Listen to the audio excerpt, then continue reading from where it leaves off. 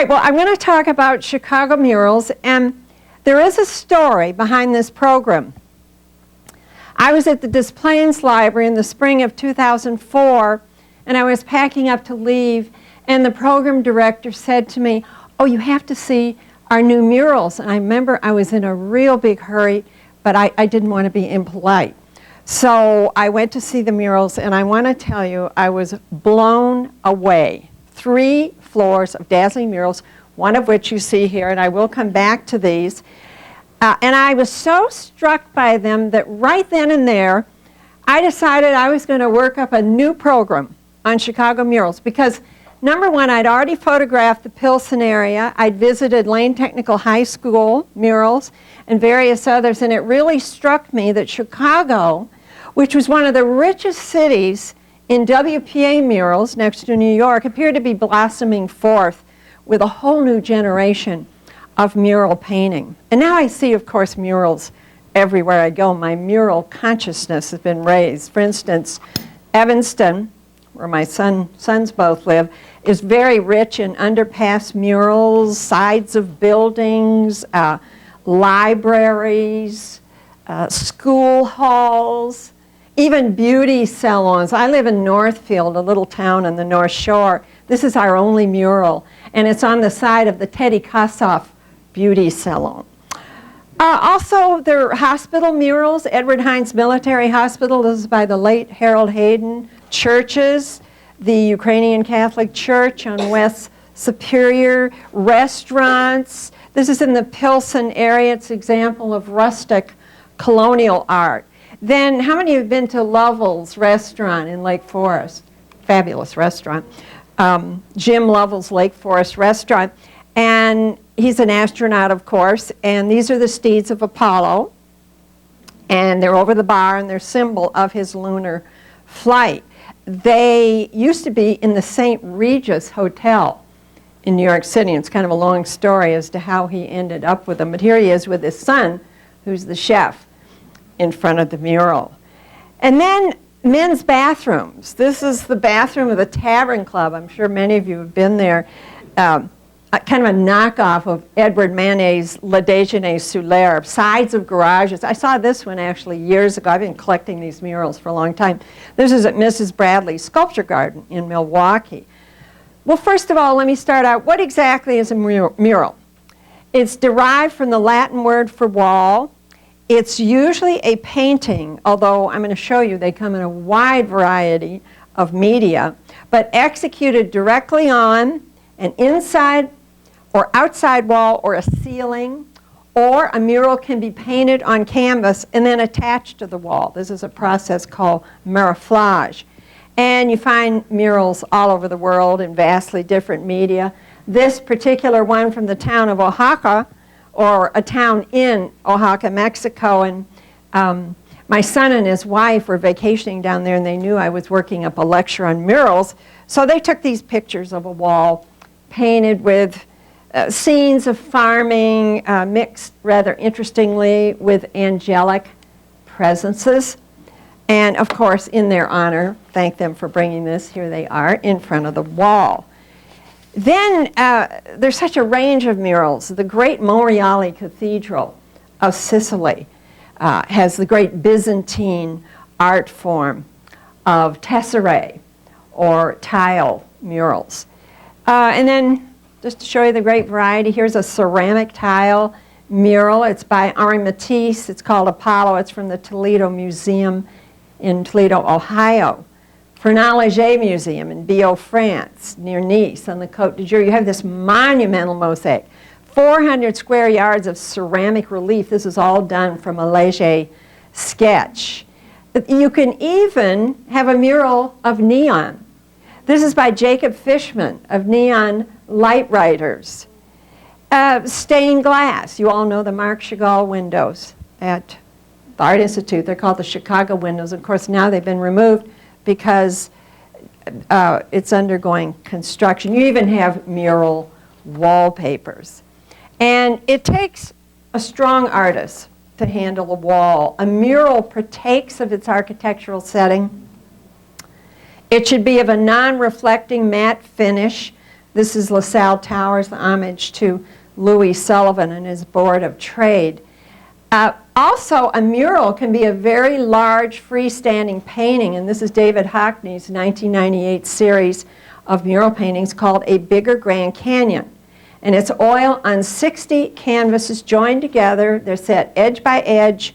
It ends up being 24 feet long and 7 feet high. Now, everyone always asks me whatever happened to it. It's so large. The National Gallery in Sydney, Australia bought it for $46 million. And you know, murals are as old as human civilization. Our Paleolithic ancestors festoon their cave walls and ceilings with these really soul-grabbing, multiple images of animals that were so central to their lives and the hunt. You have the murals of Altamira in northern Spain, a lot of vigorous drawing. They really capture the element of the animals. And look at the handprints. Isn't that just haunting to think how many years ago that was created? Then, of course, the ones at Lascaux in the Dordogne region of France, one of the most beautiful and well-preserved. That can only, by the way, be viewed as a replica. Murals are found in ancient Egypt, Etruscan tomb murals, Roman wall paintings. These are from Pompeii. The most glorious and ambitious mural of the Renaissance, the fresco Sistine Ceiling by Michelangelo. And by the way, I'm showing it to you before they uncovered the bright color. And it depicts the creation, fall, and the flood. It's over 10,000 square feet. The name most associated with mural painting is this man. Does anyone know who this is? Mm-hmm. Very, very knowledgeable audience here. A self-portrait. He's looking rather jaundiced, I would say. But anyway, he studied in Paris. He executed fresco murals throughout Mexico and the United States, along with the fierce revolutionary David Alfaro Siqueiros and Jose Clemente Orozco. This is called The History of Mexico by Rivera. Orozco was artist in residence at Dartmouth College, and this is just a passage from his murals in the Baker Library of Dartmouth called The Epic of American Civilization. It's considered one of the great murals of our country. All three were supported by the Mexican government, and they all three painted political protest scenes, very sympathetic to the peasant and the working class. You know, Rivera and his wife, Frida Kahlo, were adamant Trotskyites. So the work of Rivera, Siqueiros, and Orozco was deeply influential on all muralists to follow. Now notice the style, exaggerated musculature. This is to make them stand out at a distance. The theme of this, by the way, is migration of primitive tribes to America. This is also another passage from the Baker Library murals, Anglo-American school teacher with pupils. He did admire our democratic educational system. All right, but let's get back to Chicago. Chicago is rich in murals of the past and present. Let's start with 1893, the World Columbian Exposition. And this is the Women's Pavilion, and they mounted murals on either end of the Great Hall. This one by Mary Cassatt. You know, she's the expat American, and it was honoring the modern woman. And this is the best reproduction we have of it because, and this is Mary McMoney. She was at the other end. But anyway, this was about 70 feet long, and can you believe it disappeared after the exposition? I mean, how could a mural that size disappear? Anyway, it did influence some of her subsequent paintings, so this gives you an idea of one of the passages from that mural. The School of the Art Institute started offering classes at mural painting turn of the century, and early on Art Institute students would compete for commissions in public buildings and schools and field houses. But it was during the Depression that mural painting burgeoned. And you all know about the New Deal under Franklin Roosevelt. This was the greatest period of federal art patronage. And it was from about 1933 to 1943, and that's the WPA portion. And Chicago, as I said, most active region after New York City.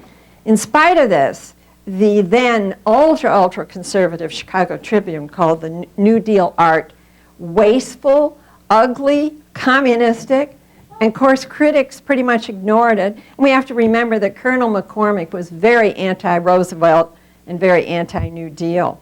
And you know, for this reason, because of that attitude, that's why so many of them were painted over and kind of denigrated and not appreciated. Here is a WPA artist, Rainey Bennett. He's on the left at work in a mural, on a mural in 1935. Now, the WPA, or Works Progress Administration in Illinois, was called the Illinois Arts Project, and they put 300 artists to work on public buildings. But they weren't free to do anything they wanted. There were definite guidelines. The focus had to be optimistic, had to have some sort of noble theme. There could be no indicting of the American scene. You were to offend no one. And a woman named, and I love this name, Mrs. Increase Robinson, ran the Illinois Arts Project, and she issued a decree. No political or social propaganda, no nudes, and no dives. So, you know, the whole idea was to give Depression-era Americans some hope for the future. And really, because of the WPA, we are left a rich legacy of a time in American history. Now, in 1994, Barry Bauman, he's a gifted conservator. I worked with him in a project years ago, and I was very impressed. And Heather Becker of the Chicago Conservation Center launched a campaign to discover and renovate murals in Chicago public schools. And the Board of Education was very supportive and joined them. So let's begin with school murals. And by the way, there's several really wonderful books written in the 1990s. A Guide to Chicago Murals by Mary Lackritz, Heather Becker's Art for the People, written in 2002. And then there's a third book, Urban Art in Chicago by Olivia Good and Jeff Hubner. All right, so let's begin with school murals. There's 440 murals between 1904 and 1943 that still exist in Chicago public schools. And we're going to Lane Tech High School first, and there's a story behind the murals here. There was a new teacher in the school, Flora Duty, and she was taken by the extensive murals in this school. But they were pretty much ignored, and you can't blame the students. They were very dirty and hard to see, but she had a dream of renovating them, and she contacted Barry Bauman, and this led to a massive conservation project by Barry Bauman. So Albert G. Lane Technical High School on West Addison has 50 progressive era murals and 16 WPA murals. By the way, progressive era murals predate WPA. It is one of the largest collections in the country, and I'm only going to show you a few of them. But this is the John Wally Art Deco in style Indian metal fire curtain from 1936, and this is before it was renovated. And it represents the school's logo. It's about 43 feet high, quite imposing. And when Wally first came to the school, he proposed to do a hunting scene. But the principal said, no, that'll make the boys go crazy. So he said, I want something more calming and static. So what happened, 1976, they painted it over with this abstract work. And it took a year to dislodge and get back to the image. And here it is in its present conservation. Let's go in the library, the Edgar Britton murals, 7 fresco panels illustrating the ages of mankind. These were done in the 30s. So let's quickly look at these. Here's 2 overviews. And then life in ancient Egypt, life in ancient Greece, life in the Middle Ages. Now, notice that the figures are very large and heroic and very volumetric, as in the Mexican murals, and once again, this gives them presence. The colors are more bold, so they'll stand out at a distance. And the students no longer ignore these murals. In fact, they serve as docents, and they have incorporated it all into the school curriculum. And I thought, what an appealing way to teach this particular period in 20th century history by means of the murals, to explain to them about the New Deal. All right, there are many, many more murals there, but I want to cover more places, so we're going to move on. Now, over the years, a lot of school murals fell into serious neglect. You know, they were unappreciated, they painted them over, they ripped them off the walls, put them into storage. I'm going to tell you a number of stories like this, but here's one. Lucy Flower Career Academy on West Fulton Boulevard. This was established as a girls' school. It's now co-ed, but what it is outstanding American women painted by Edward Millman. And he studied at the Art Institute. He was a Chicagoan, studied under Diego Rivera. And these are actual frescoes, which are permanent pigments painted on freshly laid lime plaster. And then it's a very durable medium because the paints bond with the plaster. And, you know, the whole Sistine Chapel was done in this method, but it's a very laborious and lengthy process. So this spans 6 walls of the entrance foyer. Well, within a year of all this hard labor, people started complaining, well, the hall's too dark. It's so depressing. So a committee from the Board of Education came to make suggestions. Well, first of all, they looked at the mural and decided it was subversive. And it was too full of misery.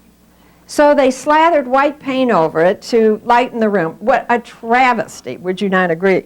Well, Millman was furious because he knew his paintings had been obliterated for political purposes. All right, so it was a tribute to activist women such as Harriet Tubman, who aided slaves on the Underground Railroad, Harriet Beecher Stowe, author of Uncle Tom's Cabin, Frances Perkins, another activist helping the miners, Jane Addams, this would be a close-up of that, and then Jane Addams, the social reformer, Susan B. Anthony, Clara Barton, so, you know, all those dangerous radicals. Anyway, notice, again, we have strong facial features, strongly defined scenes. Of course, the idea was to inspire this all-female school, inspire the girls to what they could do, what they could be, with these famous women. You know, they didn't have very long to be inspired. It was hidden away for 55 years. And Heather Becker persevered until restoration was completed. It cost $34,000 to restore these. They had to remove 2 layers of paint.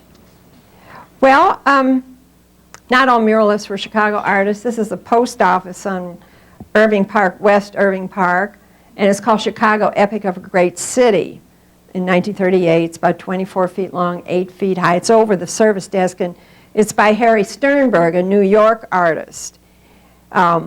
Anyway, you have in all these passages, you have steel workers, Chicago skyline, the fire, Fort Dearborn, then of course the slaughterhouses, welders, you know, all things typifying the Chicago scene. Here are some close-ups of that.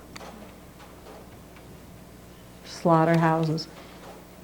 Okay, now, in the late 1960s, you know, this is a time of civil rights activism, a group of African-American artists began to make their voices heard, and they decided, you know, they were the voiceless, so they decided you can't ignore a wall, so they started to put their message on walls. And William Walker, Eugene Ida, and John Pittman Weber formed the Chicago Mural Group. So this is the Holy Covenant United Methodist Church. It's called For a New World Church. It dates back to the late 1800s, as I said, on Diversey Parkway. It was enamel on brick. It was done originally in the 70s, and then restored with acrylic in 1996 by John Pittman Weber and Oscar Martinez. So you're looking at the west wall of the church, and the passages illustrate destruction of war and then the building of a new world.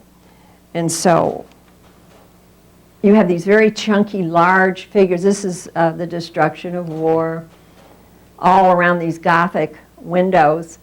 This is a family scene, people praying for a new world, and here you have a child with books, you have workers, you have a scientist. Wonderful, bright, bold colors.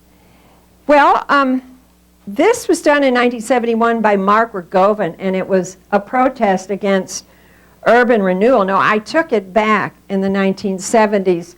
So I would be surprised if it were still there because, first of all, urban renewal, and second of all, murals outside are very prey to the elements.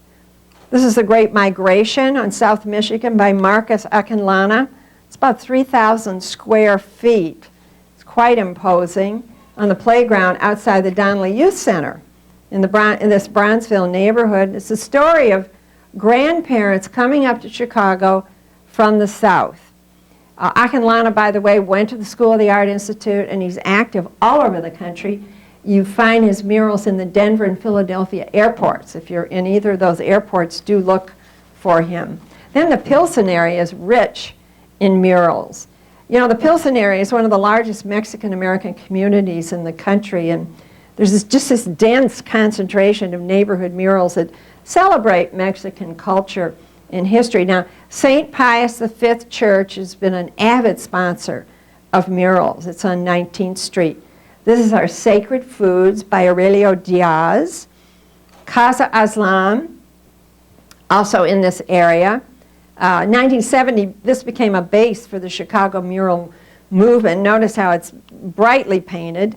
And we have, I'm sure you've recognized already, Che Guevara, I think this is Pancho Villa, Diego Rivera, so it looks like an Aztec warrior, and of course Frida Kahlo. I'm not sure who this is, but even on the side walls, we have Aztec images, Day of the Dead images. I was just in Mexico at the end, around the time of Halloween with a group of people. We followed the Day of the Dead ceremonies in 3 different colonial Mexican towns, and it's such a marvelous thing. I have a whole new understanding of what it's all about. In fact, I'm going to make little altars to my parents next October around Halloween. They don't like Halloween down there, by the way, because that's the Day of the Dead. It's a sacred thing for them. All right, not to get distracted here, but here's just more images. Pre-Columbian close-up of the Day of the Dead. Then you go inside. Here's Culture in Our Community is the name of this by Ray Patlin. Once again in the 1970s, but it all faded and it was replaced by Marcus Rea. And again, it's important figures in Mexican history. Okay, now here, I can't always know who the artists are, but in going through Pilsen, I just came on this brightly painted wall, and I liked it. It says, "Embrace peace to live," and here's the Chicago skyline, and then here's a scene from rural Mexico. And then I love this.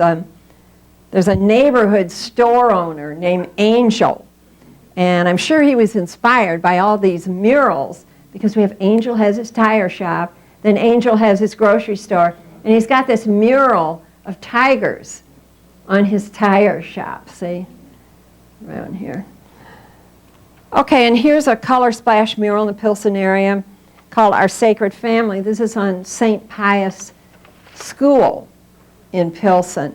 This towering Virgin of Guadalupe is the first mural. I'm going to feature a Chicago muralist working and living in Chicago today.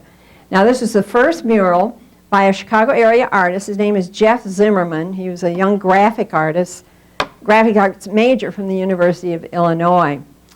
And another artist started the Virgin of Guadalupe and then left the job, and they asked Jeff, who'd never done a mural before, if he would finish it. Well, he in a hurry learned how to do murals, but did such a good job, they gave him the whole side of the building. So he has lots of murals in the Chicago area. Okay, this is referring to Mexican families. Done in 1999 by Jeff Zimmerman, acrylic on brick, South Ashland. And what he's doing here is demonstrating Mexican families in conflict. You see in this passage, a father is obviously leaving the family, and they're all very upset, hanging on to him. And then here is a family making tortillas together. So here's a close-up of the part where the father's leaving the family for some reason. Something bad's going on there. And then let's move on to another one that he did. This is called Paid Programming, 1997. And I wanted to show this. It's at North Avenue, and it's already been painted over. Anyway, it's a comment on commercial forces shaping our lives, on homelessness. Here's the homeless cart, shopping cart, you know, just laden with things. And then he always likes to have crushed pop cans. He calls it the tumbleweed of the city. Now everyone says, okay, you've got that in backwards. I said, no, I don't. That's right. Those numbers look like they're backward, but they're not. So here's a barcode. And then what's so interesting is he makes friends with people in the neighborhoods and puts their portraits in. He'll select people to be, and of course local people love this. Jeff has a social conscience, and he's very worried about how gentrification of neighborhoods is displacing poor people. He's a very lovely man. He likes to do what we call private murals, where he'll talk a landlord into letting him use the wall. And here he is. So any picture he could give me, his wedding picture with his gorgeous bride. So what he'll do is, these are his private murals, where he can really, express his social message and relate his ideas about the surrounding community. So this is called The Top of the World, Damon and Lake, and refers to the great migration of blacks to the north in the 50s. Because if you were coming to Chicago, you were going to the top of the world. And so once again, we have some of the people who live in the neighborhood. And notice the handprints. Isn't that interesting? Because that goes back to cave dwellings. 50-50 is a lemon lime drink, the crinkled Frito bag, the detritus, the tumbleweed in the streets of our city. And let me just show you a few more by him. A curator at MCA contacted him, and she'd seen his things on the street and arranged for a showing. And this is 72 feet in length. It's called Dark Matter. It's a tableau of city scenes. Once again, incorporates the local people around the Museum of Contemporary Art. He befriended a policeman with his mirror glasses.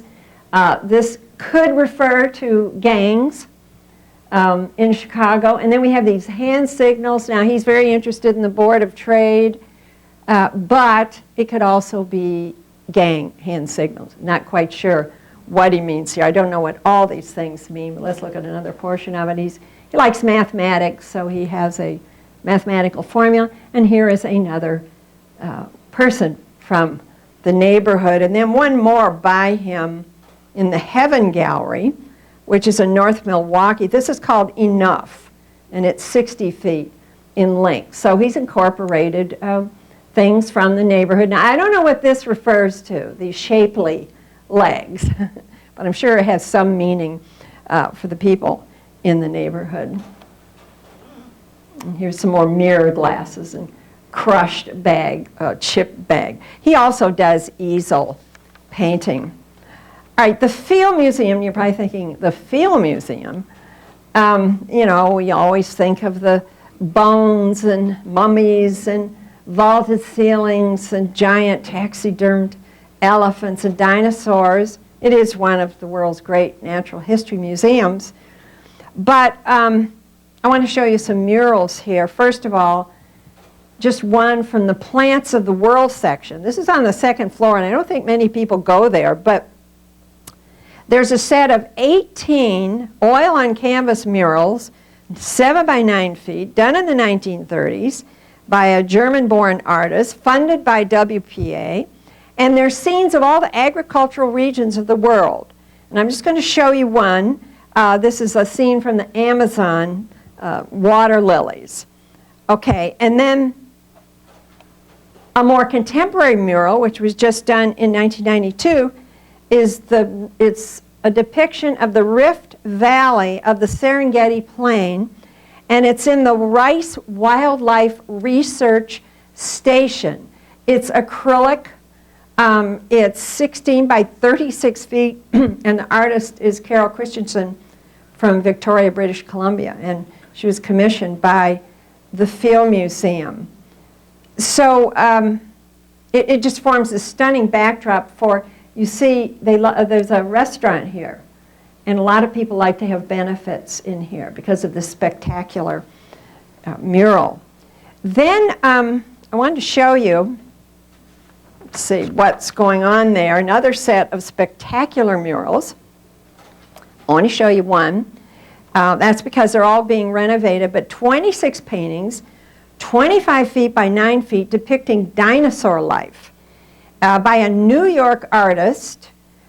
His Charles R. Nice, considered the greatest painter of prehistoric animals. And you know, they commissioned them just to kind of hang in with the theme of their fossils and to block light coming in on the fossils. And now they realize that these are a real treasure. They might even be more valuable than the fossils. So they're all being conserved and restored. And it's not by Barry Bauman's outfit. It's called Pharma, a fine arts conservation company. All right, and then still at the Field Museum, you all know Sue. And we have a dinosaur mural above Sue. I'll show you a better slide of it in a minute, but it overlooks this massive recreation on the main floor of Sue, the largest Tyrannosaurus rex skeleton ever unearthed. And here is an artist's rendition of what Sue looked like. Pretty horrific there.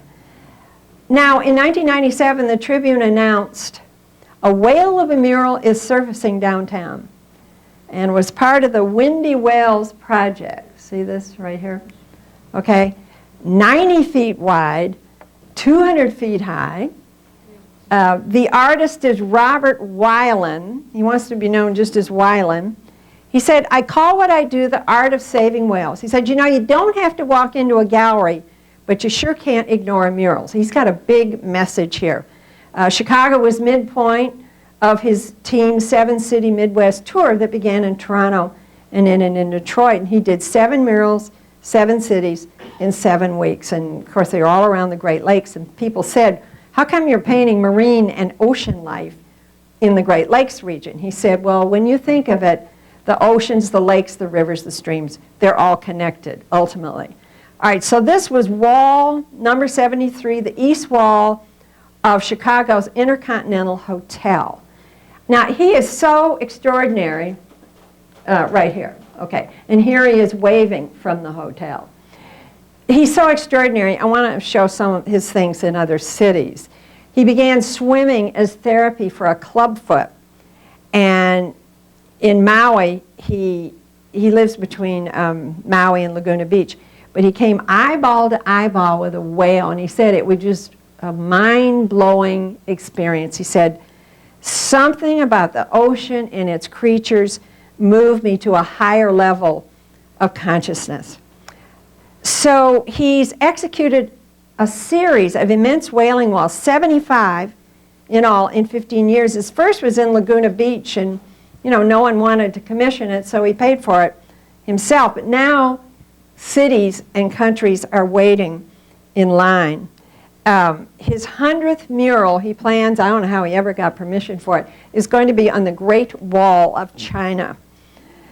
All right, so I'll show you the largest mural in the world. This is the Whaling Wall number 33, Planet Ocean, which is 1,200 feet long, 105 feet high, covers the circumference of the Long Beach Convention Center. This is actually certified by the Guinness Book of Records as the largest mural ever created. Okay, it's life-size. It covers nearly 3 acres. It required 7,000 gallons of paint. He says, oh, painting murals is no big thing. You have to have big brushes, rollers. He spray paints too. Lots of paint, hundreds of pounds of gear. He said, I have to cope with bad weather, but he has a dedicated crew. How does he work? He pressure washes the surface and lays on an epoxy primer, and then he paints his murals in oil paint. He has no sketches, no outlines, no grids. He said, I think part of me is always a few blocks away watching, while the other part of me is nose to nose with the artwork. And most of his murals are completed in a week. So from Atlanta, Georgia, oh, here's a close-up of him. By the way, he's a confirmed bachelor, which seems a shame. So from Atlanta to Alaska to Mexico City, his murals evangelize on behalf of the environment and saving the whales. Okay, let's go to Millennium Park, and you're probably thinking, oh, wait a minute. Where are the murals at Millennium Park? Well, I kind of stretched a bit for this. But we all love Frank Gehry's band shell. I love Frank Gehry's architecture. Some people think it's crazy and can't stand it. I love it. But anyway, that's beside the point. You have the face of the 50-foot-high crown tower fountains of Millennium Park. I remember Blair came in and the Tribune said, roll over Buckingham Fountain. There's been nothing like this. Well, anyway, a lot of disciplines came together to create these incredible, and I won't say bizarre, but they are rather startling. And they're the brainchild of Jaume Plensa, a Barcelona artist. Crick and Sexton were the architectural firm that oversaw. And this is Mark Sexton, who I was in an Art Institute group, and he gave us a tour, a really lovely man. These were underwritten by the Leicester Crown family. And they said to Mark Sexton, the idea of a person spitting out water like a gargoyle is crazy. But of course, look, they were won over. So there were engineers, architects, computer experts. The Art Institute provided images of 300 local people. These images are computer-driven with these supersized video screens. The wall is composed of 22,000 translucent thin glass block tiles on a steel frame. Huge technical problems, because of our bitter winters and Mark Sexton said, boy, this was a real nail biter, because the Crown said to him, you can fail, and you can fail often, but you better fail early on. Then he said, the biggest surprise of all was the public reaction. They didn't expect people to wade out into this little shallow stream, but people, and this was a very hot day when we were there, but people like to just get right under the fountain. He said he saw a woman in a wheelchair wheel herself under the fountain. And here's my favorite. Look at that little toddler lying down. Isn't that sweet? All right, well, even more amazing, and you might think it's a bit of a stretch, is Anish Kapoor's Cloud Gate. Everybody calls it the bean, although that really irritates some people. But now, do you see what the mural aspect of this is? You have this panorama of the Chicago skyline, a little bit warped, but a real panorama. The sculptor was born in Bombay, cost $11.5 million. It's 66 feet long, 110 tons of highly polished stainless steel, and they've polished all the seams away, and you can walk through it. That's why they call it gate. So it's really, I love this. It's all elegance and pure form. As you approach, how many have been to Millennium Park? Quite a few. It's like a fun house. It distorts you as you walk toward it. But I think it's really sleek and beautiful. I think the whole park is just a ton of interactive fun. Okay, and there's more. River Walk Gateway, Esplanade. This used to be kind of a garbagey, muddy no man's land. It's now Riverwalk Gateway. And it's a pictorial narrative of the city's history at the east end of a landscape promenade bordering the Chicago River, where it flows into Lake Michigan. And this is kind of a map of where it is. It's hard to find. My son took he works on a building overlooking the river. He said this was the worst place to find.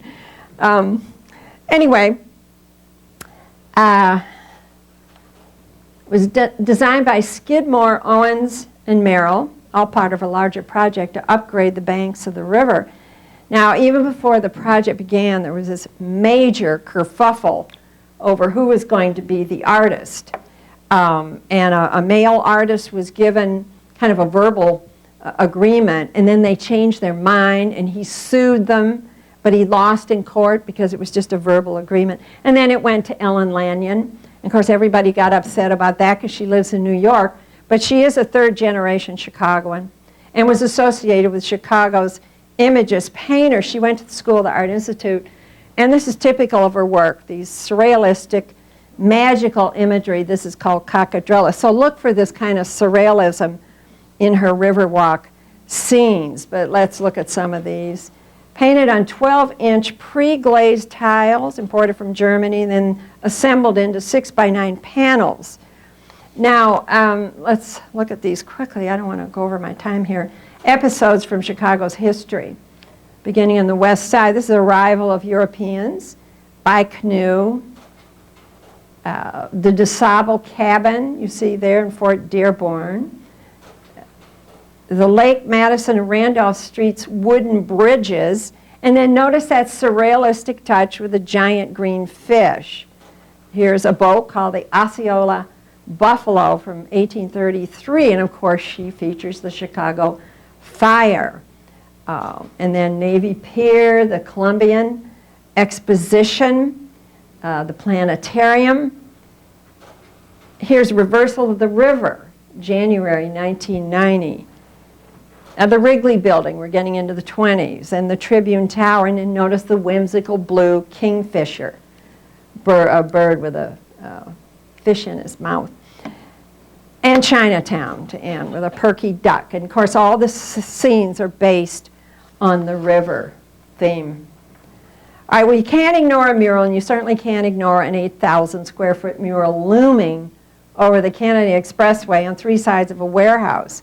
They figure 300,000 riders see these on an average day, and I'm sure you've noticed them, and they change all the time. Sponsored by LaSalle Bank. So the murals feature artwork from the city-sponsored youth employment program. It's called Gallery 37, and they support more than 35,000 youths in the study of all work. You know, they started appearing around the year 2000, and they always relate to some aspect of the city, such as the city marathon, which is sponsored by LaSalle Bank. So we have all these determined-looking runners kind of doing a Superman thing as they rip off their clothes, which adds to all the drama. Here's Artful Chicago, even a fireman getting in on the act. My Favorite by Marcy Rausch and Fernando Ramirez. So they juxtapose paintings from the Art Institute with scenes of Chicago. The Snowmen. This was done in conjunction with BBDO Advertising of Chicago. So they had children in the gallery do all the individual snowmen and snowwomen. And then it was all put together by another artist. And these are all from 2004, and I noticed they've got a new one. Most unusual mural in Chicago has to be, and it was, on the Catholic Charities building, the Chicago headquarters of Catholic Charities. 153 feet long.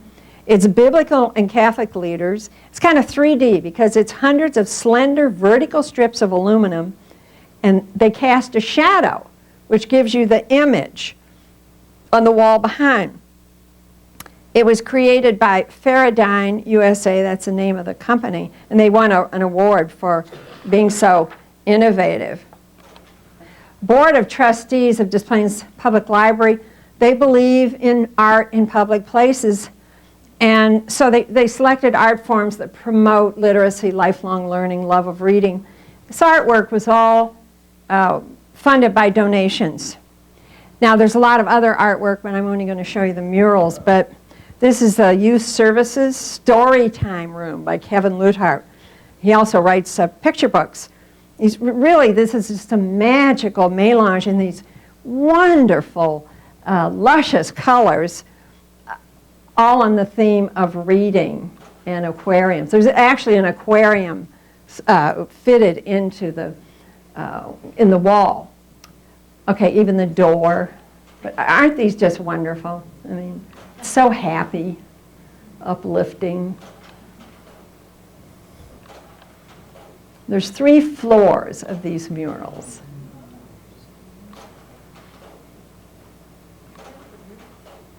Okay, this is the 3rd floor mural. And again, the theme is literacy, and this is by Pay White. He generated this all on a computer, so let's just kind of roam over this one, these wonderful, appealing little creatures, a little more abstract. The sailboat is supposed to symbolize navigation to other places through the reading of books. Then there's the Youth Services Department, an acrylic work. Well, I'm not there yet. Okay, 80-foot mural. And this is filled with characters from children's literature. And you can just imagine the fun the children must have trying to identify some of these characters. And I'm not going to take time to go over, specific passages, but just gives you an idea. Notice how the 3 styles are so different in these murals. This is much more painty. And now we proceed to the North Shore. We'll pass through Evanston. I told you they're so rich in underpass murals. This sponsored by Nichols School. And then this is a 4th of July parade sponsored by Nichols School. And then this is on Dodge and Church near Evanston High School, so it's allusions to education and future success. And there's a great story about the lost murals at Highland Park High School. They didn't even know they had these murals. These are major murals from the 1930s, WPA. A Lincoln Park teenager, very precocious 13-year-old, was writing a paper on the WPA, and she kept reading about these murals at Highland Park High School. So she called them up, and they said, we don't have any murals. And she said, well, I know you do. Listen to this. And she read some of the information. So they thought, well, the electrician at Highland Park High School had gone to the high school and been around quite a long time. So they asked him if he remembered them, and he said yes. He said, I'll try to find them. So he went through the school attic. He found them leaning in a dusty corner, stamped on the back, property of U.S. government, and like the fate of so many murals, they've been removed in 1955 as out of date. Now, they're all scenes of industry, homage to brawny laborers. This is called fresco secco, or dry fresco, painted on dry plaster and then set on plywood. That's why they could be moved. Painted in tempera. Notice there's muted shades of red, white, blue, brown. They were all restored in 1995. Most of these murals that were restored, it was all done in the 1990s. I could not have given this lecture in the 1980s. All right, so the art teacher graciously squired me around, and my husband, who takes all my pictures. But here's just some close-ups of these. And the students this is part of their curriculum. It's part of their freshman orientation is to hear about these murals. There's laying cable. There's Edgar Britton. Actually, this was pre-WPA, but it was 1934. Okay, builders, bricklaying. Now let's go to Deerfield High School. Same school district. And Deerfield has a tradition of senior class sponsored murals. And you won't be surprised to hear this is from the 1970s with all the garish swirls and color.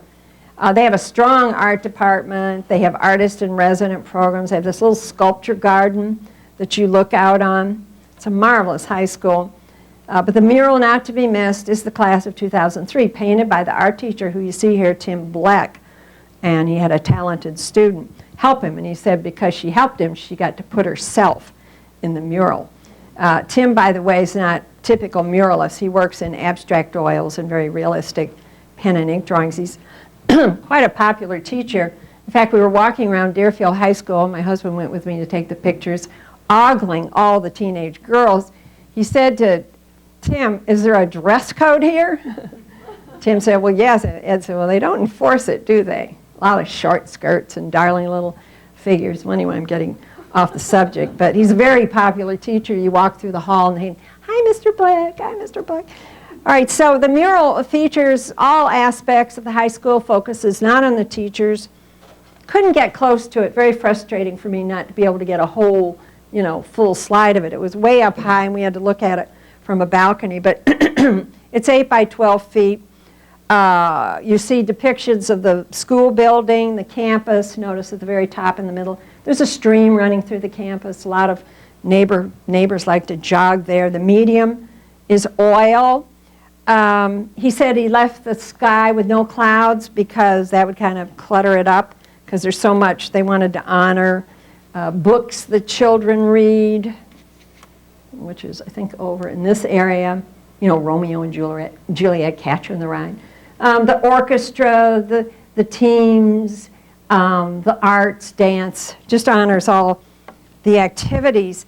Now what's so interesting is the year is not, they don't put the year, but the names of the kids in the class are right here. And to me, one of the most interesting and haunting images, if you can see, you see right by the flag, this is kind of a ghostly image of the Twin Towers of the World Trade Center, because it refers to the most significant event of their years at Deerfield. Okay, and just finish up here. Gorton Community Center, Lake Forest. We're going farther north. And it's another important discovery. Gorton Community Center dates from the time when it was a grade school. And in the 30s, we see this archival photograph. But then these murals were painted over in the early 60s because they got too dirty. The artist was Ralph Erickson. And in the Depression, he became involved with the WPA. His first federal commission was for the U.S. Naval Training Station, 1936, which has since disappeared. And it's really awful how devalued these works became. But he created, it's called Air, Fire, Water, and Earth. And he considered these his most successful murals. But if you'll notice, they're different from the murals I've shown you. And that is, they're pastels. And they're not strongly delineated, so they don't show up very well. After the murals were painted over, they forgot about them for 40 years. And, in 1996, someone called up, there's all this new interest in murals, called up Gorton and said, we'd like to come and see your murals. And they said, we don't have any murals here. And they said, well, we have this archival photograph and so on and so forth. And I know the gal who runs it, Gail Hodges, and she said, well, we decided to go in and look at the walls, and they said they could see the weave of the canvas coming through the paint. All right, so they started this big renovation project with Barry Bowen, the Chicago Conservation Center, and it was underwritten by Jamie and Marshall Field, who live in Lake Forest, and it cost $100,000 to renovate these murals. Okay, and then here's just the close-up. Air, a detail from air. This is fire and water, detail from water, and earth. And this is as you progress toward the stage. And then a mural of quite another stripe, that of the Lake Forest High School outside across the street. And let me end with another art form. Not too far from Gorton Center, someone heard I was doing murals, and they said, we've got to come and see this mural wallpaper, this rare Zuber wallpaper in this lovely, lovely Lake Forest home. Anyway, this is her dining room, and Zuber wallpaper murals are in narrow panels, they're hand-colored, and luckily when the owner moved in, she's fairly young, she knew what she had, and the paper had become faded. This is very monochromatic compared to some, but she got some people from conservators from the Art Institute to touch up the scenes. And it's a scene of what appears to be an Italian horse fair. And it's about 50 to 60 years old. And Zuber was founded by Jean Zuber. It's been in France since 1797. They're still in business today, in case you're interested. It's painstakingly printed on carved wooden blocks over hand-painted backgrounds. Some panoramas require over 1,000 blocks and use more than 200 colors. They haven't produced any new blocks in 100 years. And the French government has declared these blocks as national monuments. And a lot of historic homes, I believe there's some in the White House, have Zuber wallpapers. And as you can imagine, it's very pricey. But it's a good investment. It rises in value 20 to 30% a year. And they have a way of, if you move and you want to take it with you, it can be reinstalled. And of course, Zuber owners are, you know, the Vanderbilts, the Fords, the White House, and then movie and rock stars have gotten into owning Zuber wallpaper. Well, the owners luckily appreciated what they had acquired, and in the powder room they had another mural. It's about 60 years old. Enchanting mural. It's kind of a stylized scene of Versailles, or a scene from the Napoleonic era. And what they did was they carried the theme under the ceiling. They hired an artist to paint clouds on the ceiling, and then look at this light fixture. Isn't that absolutely wonderful? The story was two women from the School of the Art Institute. The owner told me they both had polio, and they were in wheelchairs. And she can't remember their names. And remember, the School of the Art Institute was very active in training muralists. Now, just for Terry Campbell, I've added something here. And that is the mural from Nettlehorse School by Rudolph Weisenborn. And this is very interesting. It's in the hallway because it's one of the few, in fact, the only one I know of from WPA, which was very contemporary in feeling. Contemporary art was not popular in the 1930s, and it sure wasn't popular with the government. So here are some passages. It's called Modern Chicago, and very geometric, very cubistic, I'm sure, inspired by Picasso. So that's for you, Terry, and that ends the murals.